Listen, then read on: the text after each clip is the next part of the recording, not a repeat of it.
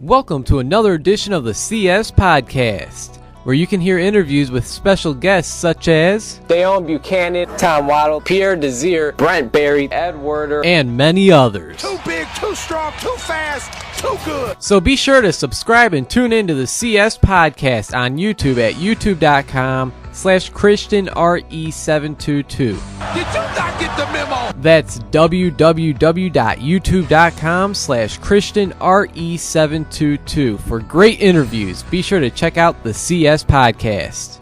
You are ridiculous. Welcome back to the CS Podcast. I'm your host, Chris Shanafel, and I'm now joined by Indiana University of Pennsylvania tight end and 2015 NFL draft prospect, Brock DeCicco. Brock, I appreciate you joining the show tonight, man. How's it going? Good, man. How are you doing? I'm doing great. It's definitely a pleasure to get you on the show, and let's get right to it, man. To say you've had a unique college experience is an understatement.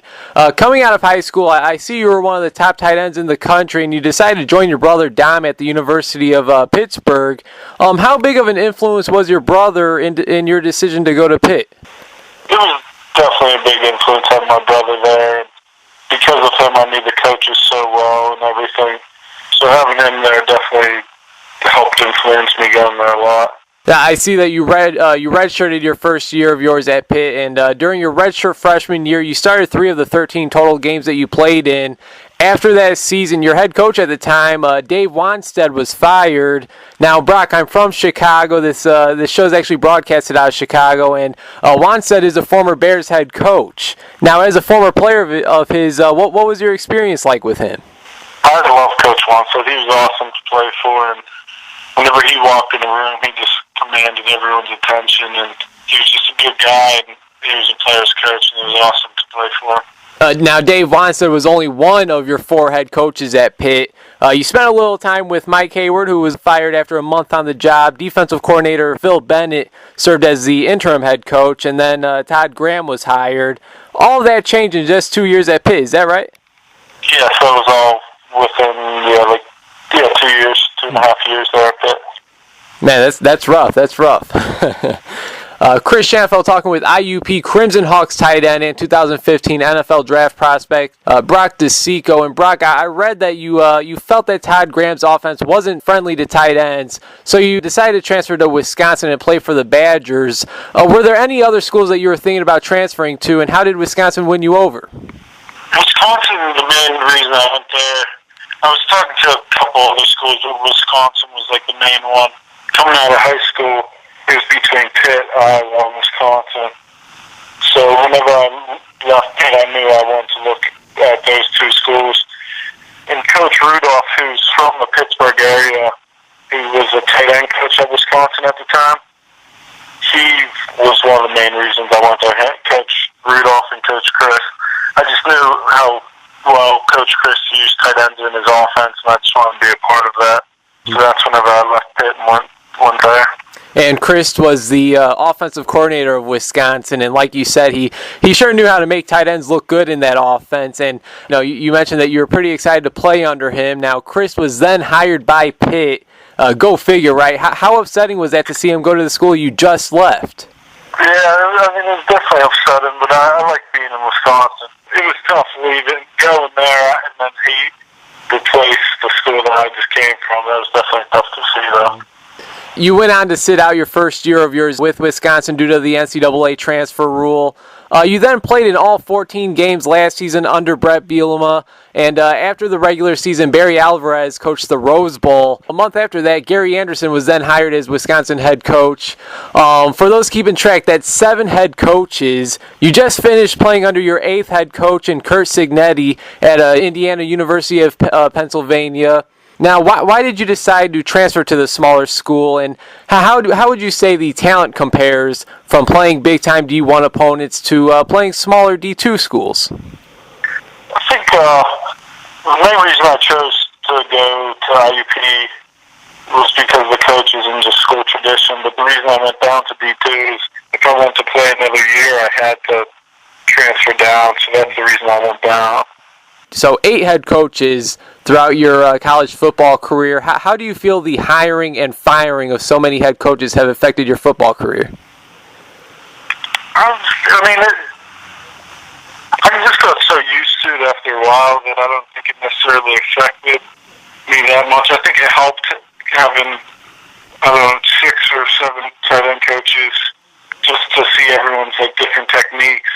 I think that helped. I think it made it a little tough that I had different offense every year just because I never got to master an offense really.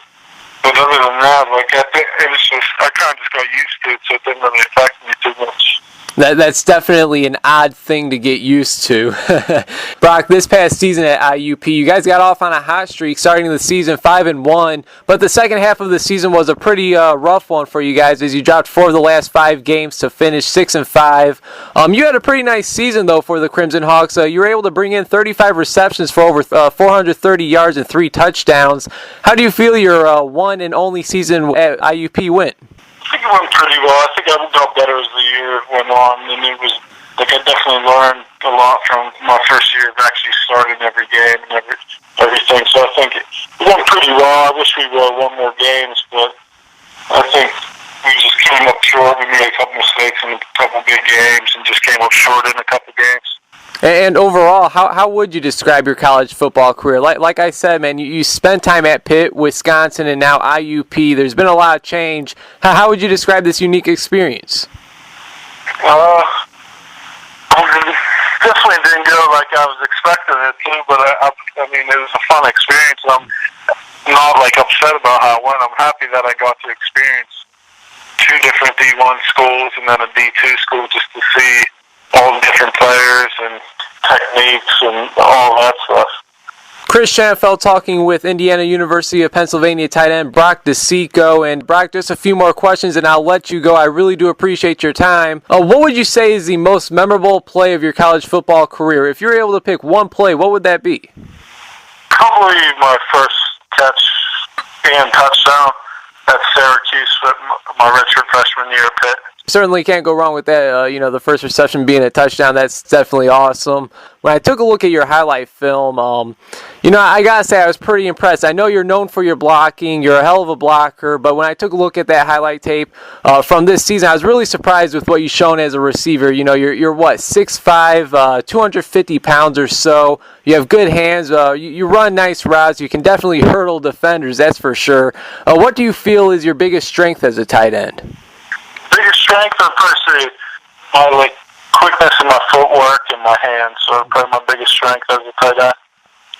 Is there a specific part of your game that you plan on improving during the off season? Probably just my strength, and I'm actually lighter than what it says. I'm probably only around 240, 235, 240 right now. All right, and final question for you, Brock. I mentioned your 2015 NFL draft prospect. Your brother Dom, he's in the NFL. I know he spent some time with the Chicago Bears, the Minnesota Vikings. I believe he had a short stint in Tampa Bay as well. What kind of advice has he given you? My brother, he's really just giving me a little advice here and there, pretty much about everything, about eating better, about working out, what to do, what not to do. I'm actually going with the same agent as him, and he's really helped me out with a lot of different things. And It's definitely made the transition easier. Well, hey, Brock, I really appreciate your time. It really was great speaking with you. Hopefully we could do this again down the line. Before I let you go, is there anything else you have for us? No, that sounds good, man. Thanks for having me on. Hey, thanks, Brock. Best of luck and take care, all right? Sounds good. Thanks.